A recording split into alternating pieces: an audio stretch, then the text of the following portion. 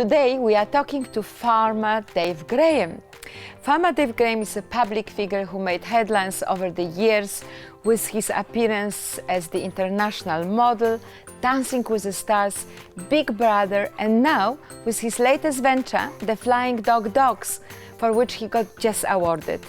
Hello, darling, and welcome to the show. Thanks, Barbara. I'm glad to be here. And I got my little mate Taco to come along, one of our biggest jumping dogs in Australia, and he's from right here in Perth. Fantastic. Thank you. Taco, welcome to Hello, darling, as well. He looks very cool. He's very comfortable. Now, tell us about dogs. How did you get involved in dogs? Flying dogs, dogs, what's so special, unique? You're the only one in the world. Tell us.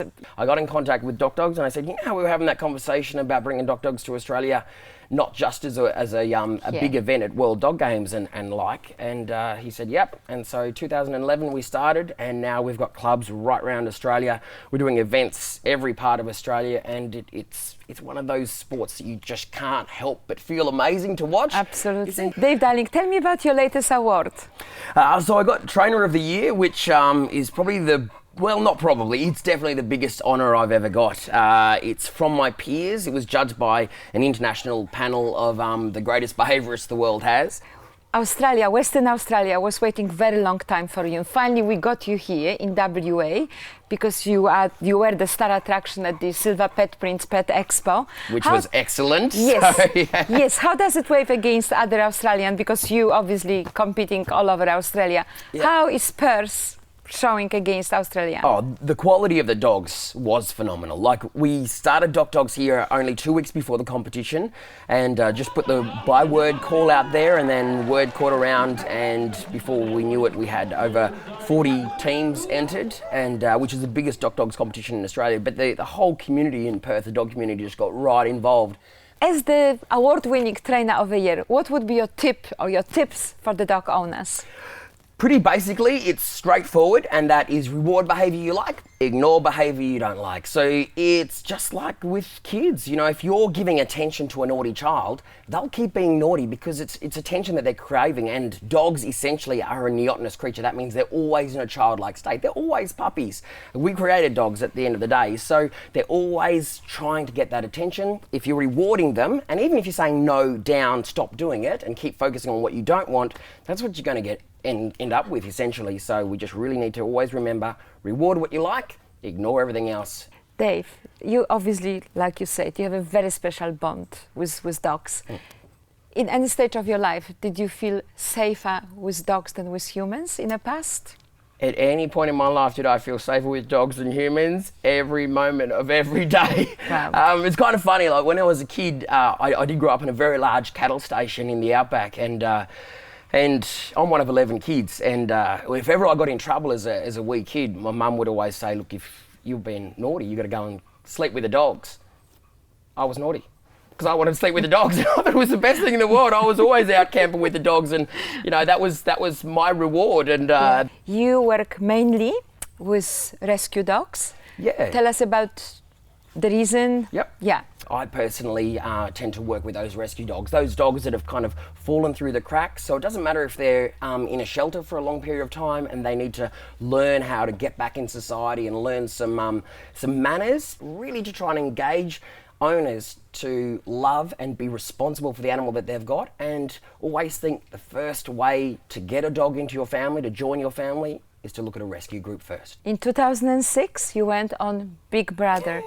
Tell our viewers the reason why you initially decided to go on Big Brother and what happened then. Well, again, it happened as a bit of an accident. I was on a flight with a mate from the station. We were going down to another mate's shindig in Melbourne. We missed our flight, got drunk and missed the flight, and he got on the flight. I had the bags. It was a bit of a wild night, and I got stuck in Brisbane, and I couldn't get another flight for another day, and so a few of my other mates said, oh, look, I can't hang out with you but until 2 o'clock, but there's Big Brother auditions that'll babysit you, essentially, because, I was 5 hours from home, so I couldn't drive home, so I just stayed in Brisbane, went to the Big Brother auditions, killed some time. Suddenly I was on the show, and when I went on the show, I didn't reveal my sexuality because I don't think it's anyone's business. It was just who I am as a person. And then there was a girl on there that kind of fell for me. And then, of course, I had to say to it, I'm not keen on you, and it's not because I don't think you're gorgeous, it's just Yes. because this is who I am. Or I was in the lineup to go on the show, and I thought, well, you know, I don't, because I'd never really watched the show, and I didn't intend on going on it. But then I got bashed up. I got bashed up by 6 guys who, well, they were intimidating some men as they were leaving a bar in Brisbane. And this is a few months after the auditions.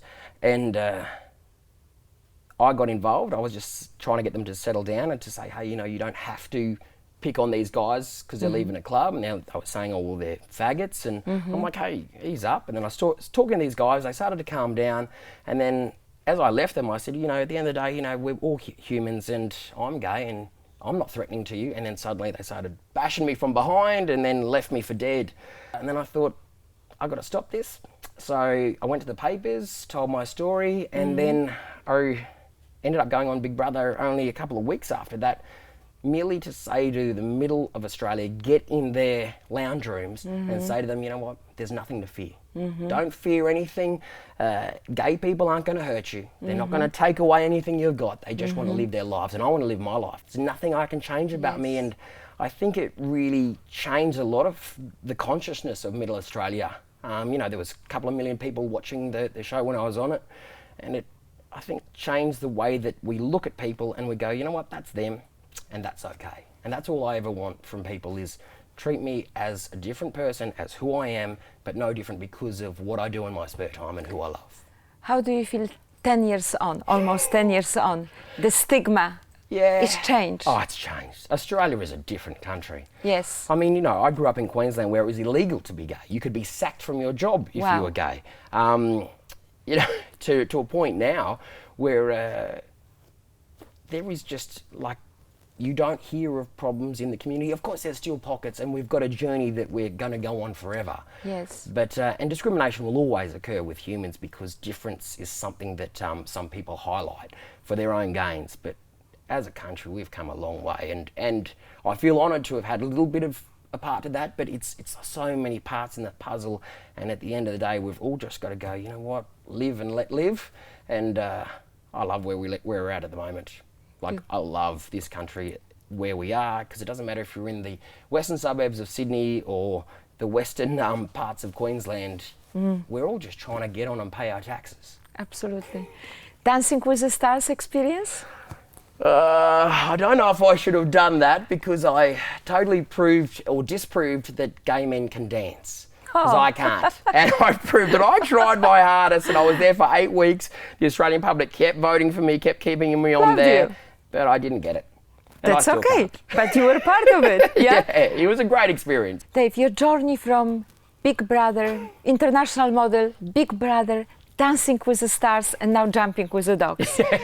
I know it's a long journey, but please tell us the highlights and on the journey, how it happened. As a person, it was a huge growth for me, that whole modelling experience, and it took me right around the world and gave me the travel bug. And when you do come from a very isolated community, to be opened to the whole world, and so many models come from every little nook and cranny of the planet, that you hear these stories, and I had to go and visit it. And then suddenly, by the time I was 22, I'd been to over 60 countries and experienced the world firsthand. You know, it wasn't in books or it wasn't from the TV, it was from my own taste it, touch it type experience. And that would never have happened to me if I didn't get into modelling. Absolutely. So, Dave, darling, may I ask you, what would be your advice to young people today that are trying to find their identity?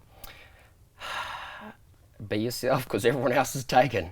Yes. You know, that's it. I mean, to play a role in this whole theatre that is life is awesome, but just being yourself, and the whole world is a reality show, and every day you wake up and you get to set your own dialogue, you get to set your own scenes, and you know, unfortunately for North Koreans probably not, but for the rest of us, we're writing our own scripts, and that's what I reckon that every young person should really take on board, that you're writing your own script.